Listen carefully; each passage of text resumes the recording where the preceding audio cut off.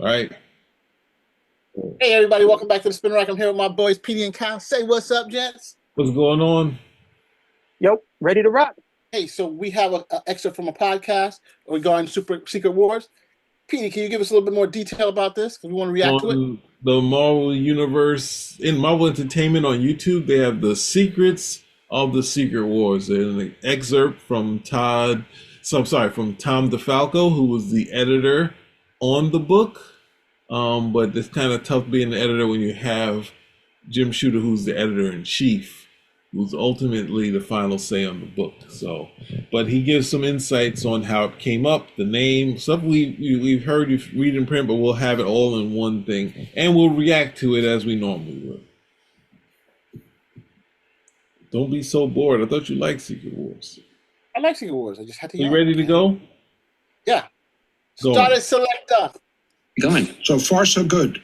So for our listeners who might not be familiar or who have been living under a rock, can you give us a quick overview of what Secret Wars is? Secret Wars was essentially a gathering of Marvel's top superheroes in a battle against Marvel's top supervillains. It occurred on an artificial planet called Battle World, and it was masterminded by a creature which at the time we called the Beyonder. Can you share with us the origins of the Secret Wars project? Like, how did the team land on the title Secret Wars? Like, how did you all just figure out, like, hey, let's do this? So Mattel came to us to license our Marvel characters. Now, in those days, we couldn't give our licenses away. It's hard to imagine today, but in those days, we were desperate to do our licenses. So when a big toy company like Mattel came up to us and said, hey, we want to license all your characters for action figures, we said, absolutely, yes, sir. And, that was the initial starting point. The top superheroes, easy to figure out who the top superheroes were, who the top supervillains were. At one point, Mattel said to us, well, we'd like you to do a comic book to support, these characters, like Spider-Man and the Fantastic Four and the Avengers, and said, no problem. We do plenty of comic books every month supporting them. But they wanted to do a comic book focused on their toy line. Now, Mattel had done some research that told them that kids like secrets, and Star Wars was still a very big license at the time, so they figured, we'll put secrets with wars. And they said to us, well, we'd like you to do a comic book focused on our Secret Wars concept. So we got a little skippable ad.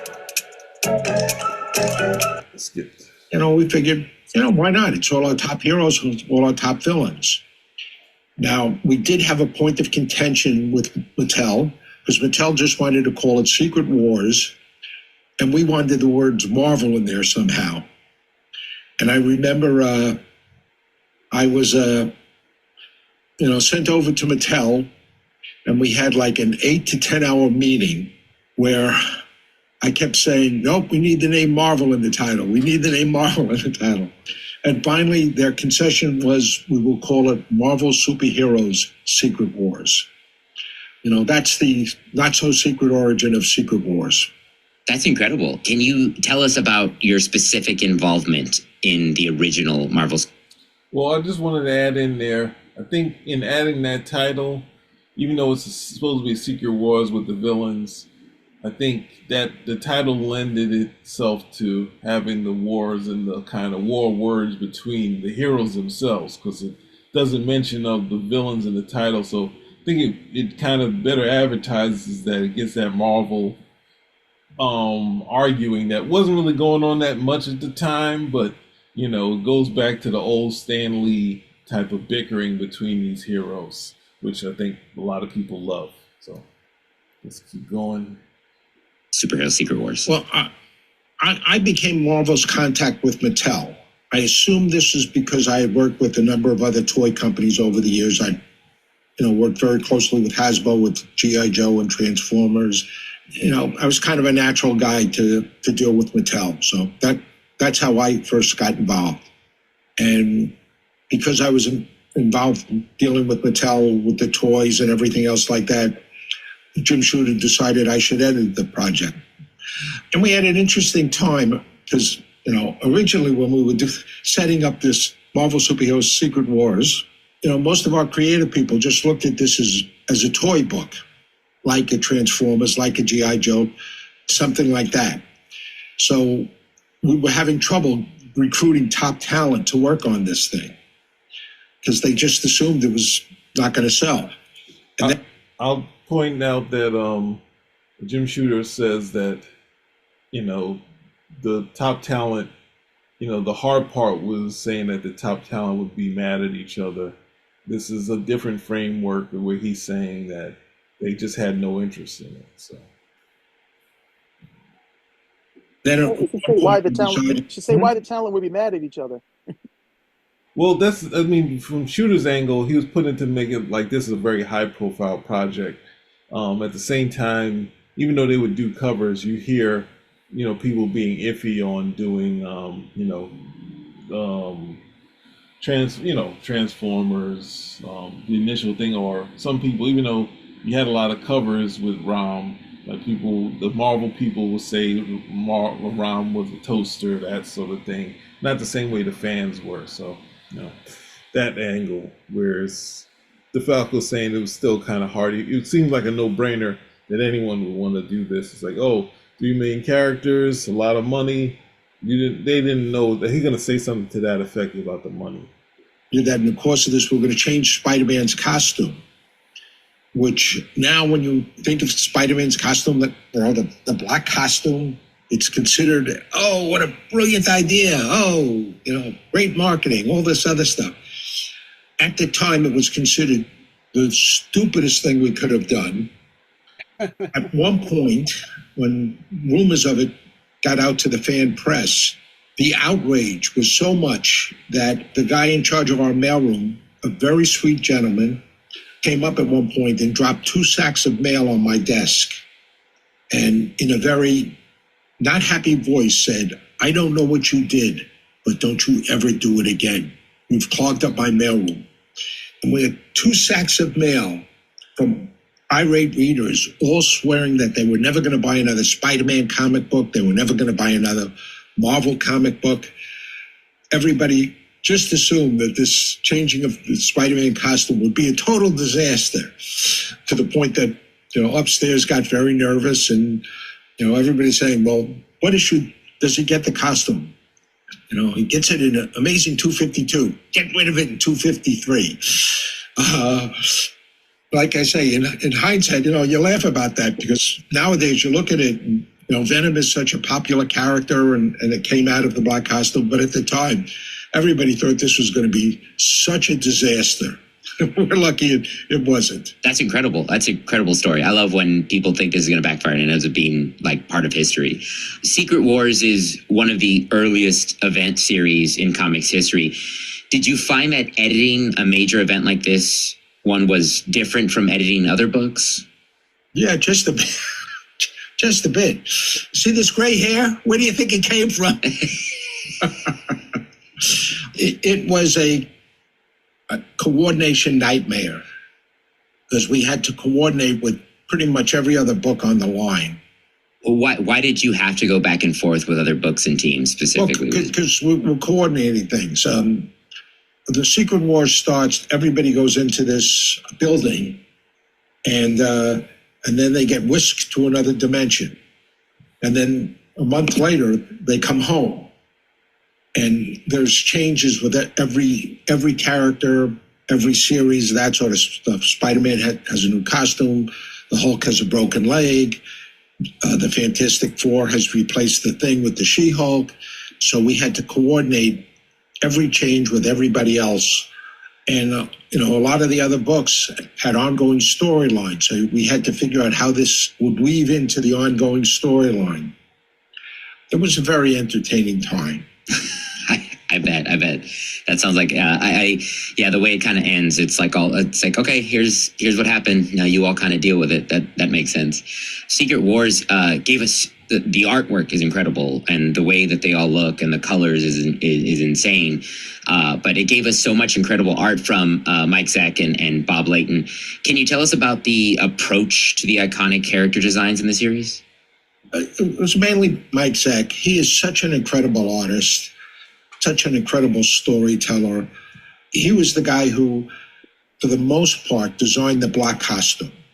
Zeck, when you're dealing with, major talents like Mike Zeck and Rick Leonardi and, Bob Layton, as an editor, you just get to sit back and go, wow, this is pretty good.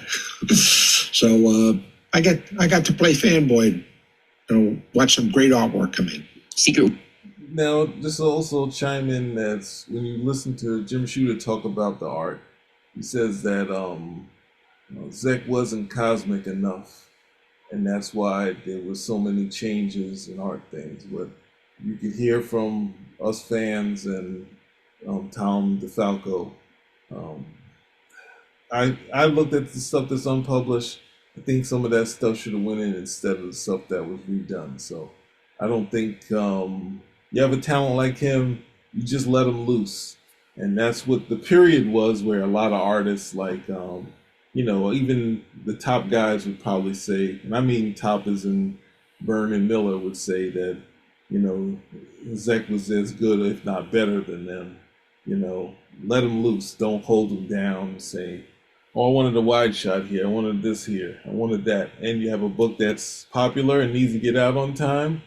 I'd say let him have this, just let it go. But Shooters points out that he wasn't up to the cosmic enough, and that's why there was so many art corrections. But, Wars now is a bestseller. It was a bestseller upon release and has remained very popular. Did you have any indication at the time that the series was going to have such a lasting effect on comic fans? Not at all. As a matter of fact, when the sales started coming in, the sales department got very nervous. They were afraid that the direct market had ordered too many copies and were going to get stuck with them all. And our sales department became convinced that this was going to put all these comic book stores out of business. They were so convinced that they arranged for me and another gentleman by the name of Elliot Brown to fly to California. And we were going to go up and down the coast from San Diego to San Francisco to try to help the retailers sell the comic books. So you show up at the first store and they're already sold out of everything. And we then spent the next week and a half, 2 weeks traveling up the coast. No store had copies. And I thought, boy, did the sales department, misunderstand this thing. Yeah, I got to ask, what was your reaction to that, to it being sold out? Because, you're sent out there, they're telling you it's not going to sell. You're going to put all these shops out of business. You get there, you find out it's sold out. Like, how did that feel? Well, I remember being confused because I figured the first store, I said, oh, you didn't order many copies. Oh, no, we doubled our order of X-Men. X-Men and Amazing Spider-Man were our top sellers. And I said, you doubled your order? And they said, yeah. And I just, the first started thinking, yeah, something's not adding up. This thing wasn't supposed to sell. Around the time we got to our third store, I realized, oh, this thing sold out. And because fans were coming in for me to sign the comic books after they had already read it, I realized, oh, I guess this worked. and I was, more like relieved than anything else. I was just going, wow, man, I survived. You did it. Yeah. I survived that one. Well, it worked out. It worked out great. Do you have like a favorite issue or moment that came out of the event? When Spider-Man fights the X-Men, Spider-Man is terrified, Uh-oh, Sam. X-Men, they're going to beat the hell out of me. And yet he does a great job against them. But that's Spider-Man, because he's a character who can find the dark cloud. You know what I want you to say. Come on. Well, I'm totally against it. I've gone to that the X-Men and Spider-Man were friends. He was friends with the new ones. So even if they said that he would reason with them, but this is Shooter, and Shooter said to Chris Claremont when he got upset, "Hey, it's Spider-Man," and then of course that led Chris Claremont to do a storyline with Kulan Gath, where Spider-Man gets captured by the New Mutants, the evil version of the New Mutants, and strung up, almost crucified after that. But I don't know what do you think I was going to say? I thought you were going to do more than that. We discussed this before. Usually you come with a nice big jackhammer and lay the smack down on this whole thing. The whole idea of Spider-Man taking out the entire X-Men, making it look like a cakewalk, you're not going to, come on, you're going to let that go? The artist. You going to let that go? Yes, you're going to let it go. It's really, that's one of the thing is, you have not only did Spider-Man somehow beat the Wasp, beat Magneto, Xavier, and the X-Men. I can't buy into none of that. It's one of the favorite fights. It's look at the cover is bad. The fight is bad. The stream wide shots is so. Spider-Man. America disagreed with you, Petey. America, not just me. America. No.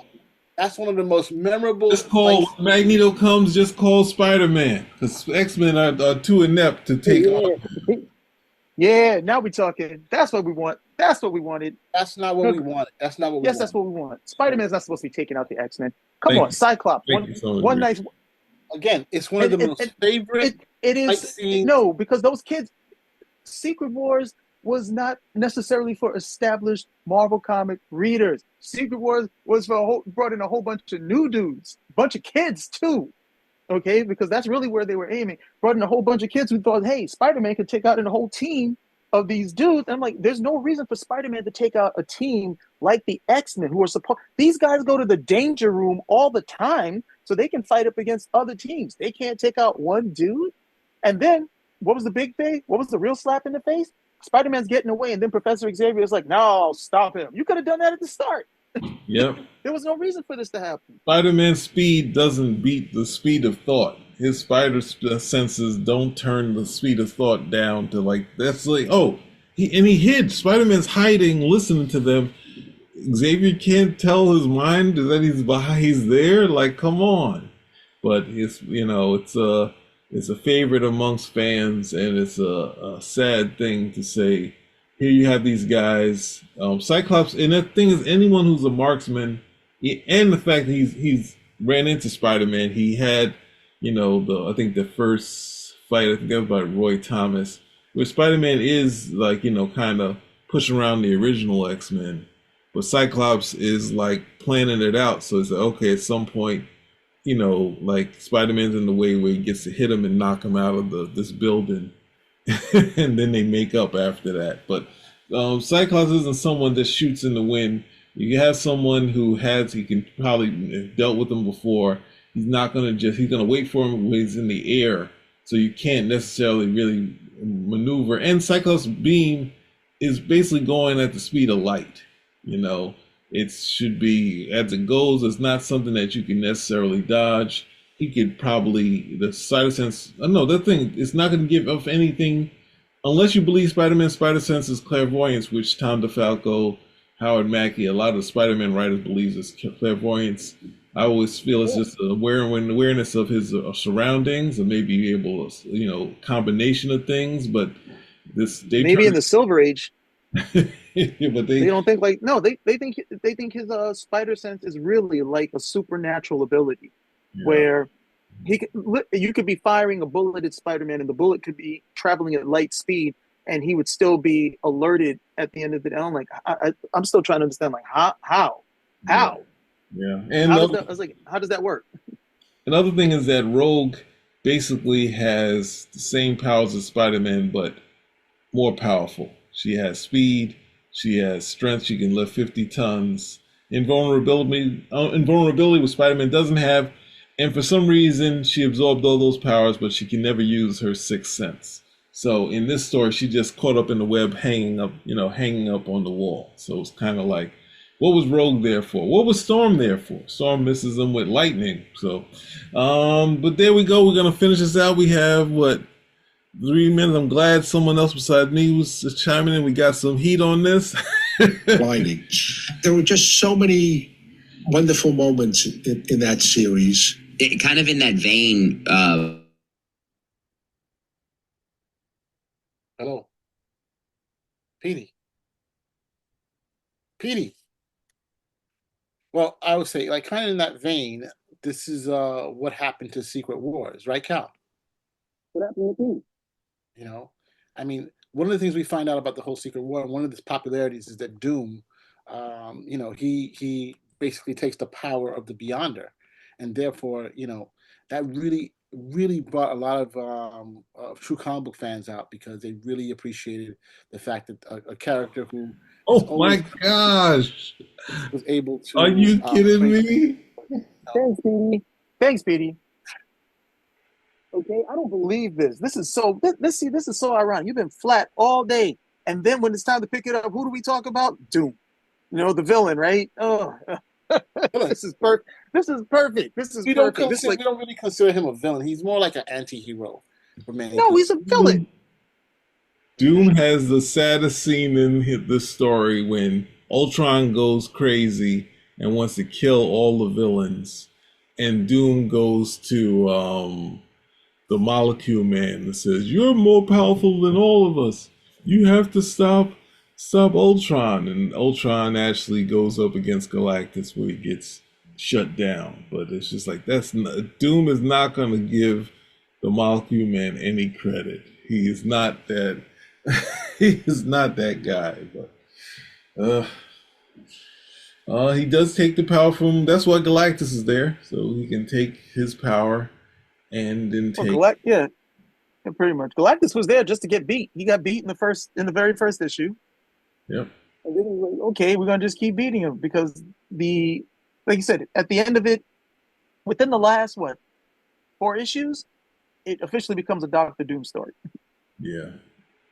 I think we can call the first 8 like the Avengers bickering until they finally say, "Hey, look, we got to beat these guys so we can get off this planet."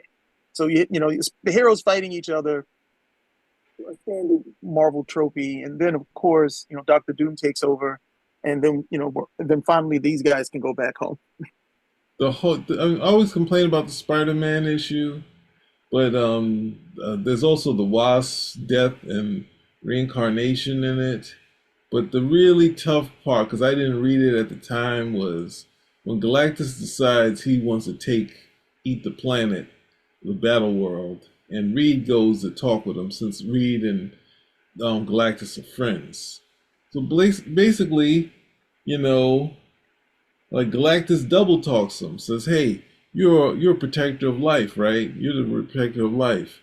So then, like, Reed protect me. Well, and then he comes back to the people, and they're like, "We gotta stop Galactus. We got no one to stop. We can't be on the planet he eats. We'll be dead."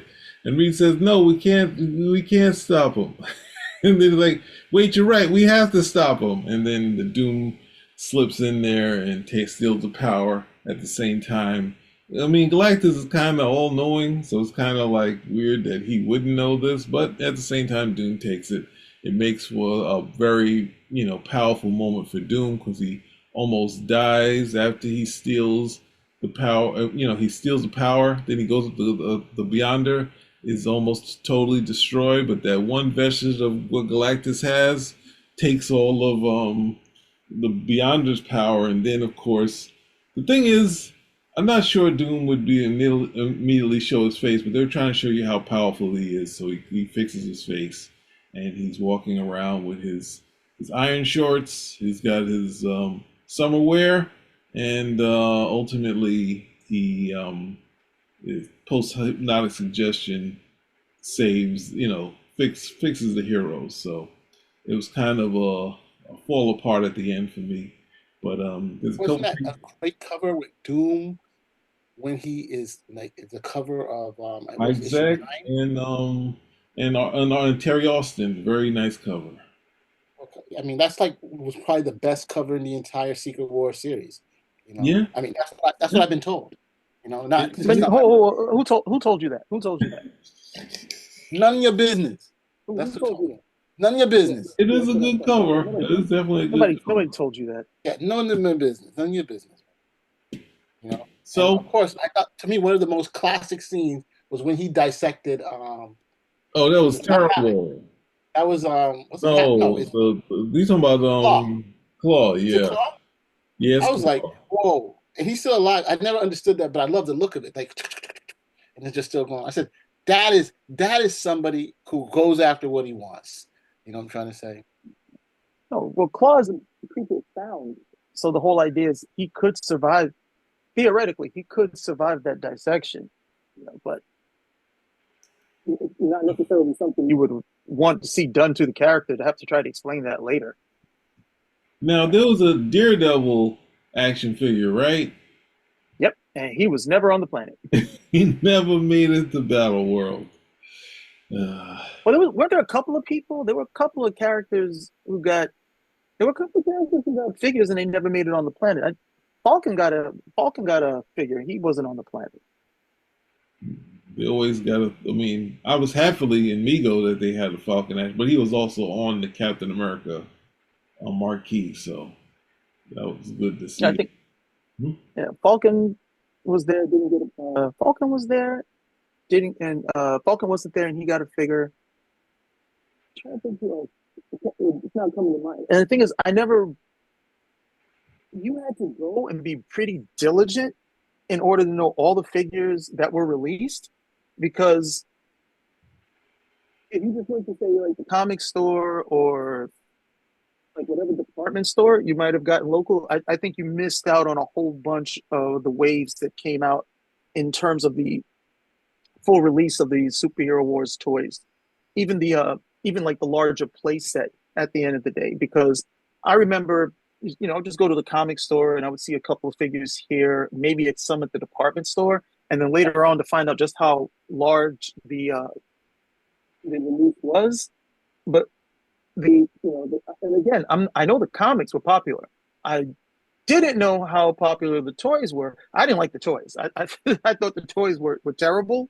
They were, just like literally that, that traditional, you can move his arm up and down and you can move a leg at the end of the day. And a lot of the toys, even at that time, had more articulation, especially if you got G.I. Joes. So I was just like, I wasn't really interested with the toys overall. But we came to find out later that, yeah, people like the toys too. And it was a much wider wave than I thought.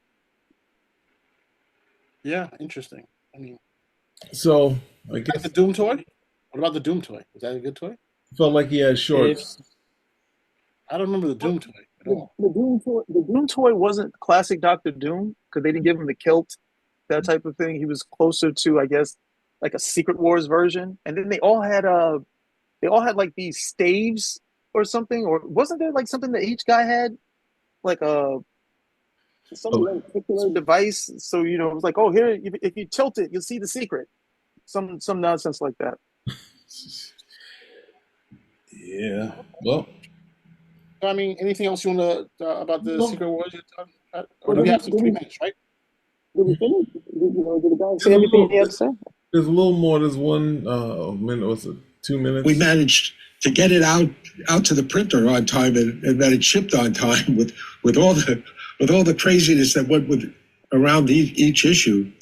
I mean, the final issue was at the last minute. It was decided it was going to be a double-sized issue, and we rented a hotel room where we had about 15, 20 people in there finishing up that last issue because it had to leave the house the next day. So we basically worked through the night in this hotel, which was, I think, about 6 blocks away from the Marvel offices. And every other hour, Elliot Brown and I ran up the street, snuck into the Marvel offices, and would make Xeroxes and stuff like that so that we could color the pages and get the thing done in time. And I remember that part of the crew came back in the office, and I had this couch in the office, and 3 of the guys were sitting up and fell asleep sitting up in my office. And the publisher comes in, he says, "What's with them?" And I looked up and I said, "Just don't ask." So I have to ask, knowing everything that you know today and everything we've talked about, If you could go back in time and tell your younger self prior to releasing Secret Wars anything, what would you say? Relax, it's only a comic book. There we go. Tom Defalco talking about Secret Wars. Well, I did pull it up just, for full accuracy. Wave 1 figures: Captain America, Doctor Doom, Dr. Octopus, Iron Man, Kang the Conqueror, Magneto, Spider-Man, and Wolverine, all of whom appeared in the series. Second wave, Baron Zemo, who did appear in the series. Black Suit Spider-Man, who also appeared. But we got Daredevil, Falcon, and Hobgoblin, who did not. And wave 3, we got Constrictor, and Iceman. Iceman and Constrictor did not appear in the series. Did Electro appear? I don't think he did. No. Yeah, so we got the last wave. We got 3 guys who didn't even appear in the story at all. I've always suspected that Iceman got there simply because of Spider-Man and his amazing friends. Yeah, that makes sense. That makes sense. They had a helicopter, a glider, a turbo cycle, a Doom Roller. You would like that one, Mars, the Doctor Doom Roller. But for me, the whole Secret Wars and this, I felt there was a huge imbalance in terms of villains and heroes. Yes, there were more villains than there were heroes. But they were like weak villains. They weren't like. What do you mean? You had Galactus. Is he a villain? I never considered Galactus. He was on the side. He was on the side with the villains. Yeah, but Galactus and Doom are the only 2 of note, basically. No, everybody else killed. They killed Kang early. I wanted to read a Kang story. No, they killed him. They killed him. Doom said no. All right, so those 3. But after that, the Lizard, Volcana, Claw. Come on, probably Ultron. You could put him in mid-tier. Okay. No, Ultron was pretty up there. Well, yeah, but I'm just saying, I've never been a big Ultron fan, but I'm just trying to say that you have 3, probably 4, but everyone else. But here you go to the heroes. You got Spidey, you got the X-Men, you got Cap, you got Iron Man, you got Thor. We needed the heavyweights. We needed to see. It just seemed that the heroes. It just seems that the heroes were just completely overpower the villains. Without Galactus, if you consider Galactus a villain, and he was more not that in the show, he was doing his own thing. It's like you feel like, hey, why don't we just go and just roll them over? That was my take. You have to remember. These are Marvel heroes. Marvel heroes prefer to fight each other than fight the villains. Yep. That was pretty obvious by the time we got to issue 3, where the villains kind of rolled over them because these guys weren't ready. Mm-hmm. So they were on the defensive. And to be honest, if She-Hulk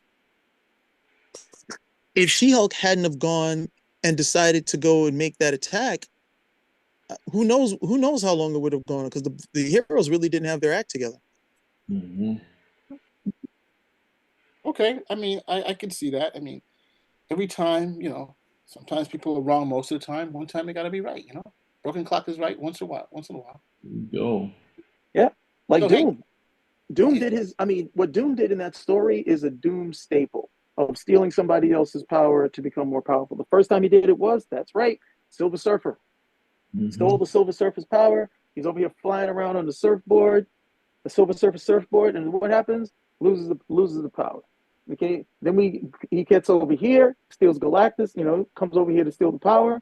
Then he goes over, steals the Beyonder's power, and of course it's more than he can manage, so on and so forth. The last time and the biggest time we saw him do it was that's right, the Secret Wars sequel. Well, not Secret Wars 2, but the Secret Wars series that was in 2015, where he's got I forgot whose power he got that time. But it's always the same thing. His pursuit is ultimate power, and once he get it, he realizes he ultimately can't deal with it, but he keeps doing it. That's not a problem for Mars, but it is a problem for when you talk about Doom saying he can't handle power. Right? Okay. And once again, we're flat-footed. Flatfoot. Because you want me to respond to that, but I'm trying to be good. I'm trying to remind myself that He the said whole your name. You don't have to respond negatively. Just respond. Who said I was going to respond negatively? I'm just trying to calm down. Serenity now. Because you want to take these pop shots. You want to hit the good guy. The good guy's not doing nothing to you, and yet you want to hit the good guy. But you know what? It's all right. I'll let it go. So, do you want me to do a synopsis of what we just discussed? No, I don't want you to do a synopsis. No, nobody asked that. Do you want me to just do a breakdown before we go away? No, right, nobody asked that either. If you like what you saw here, thumbs up, comment, subscribe, spin a rack. Out. No synopsis because these guys don't want you to have a synopsis. Haters.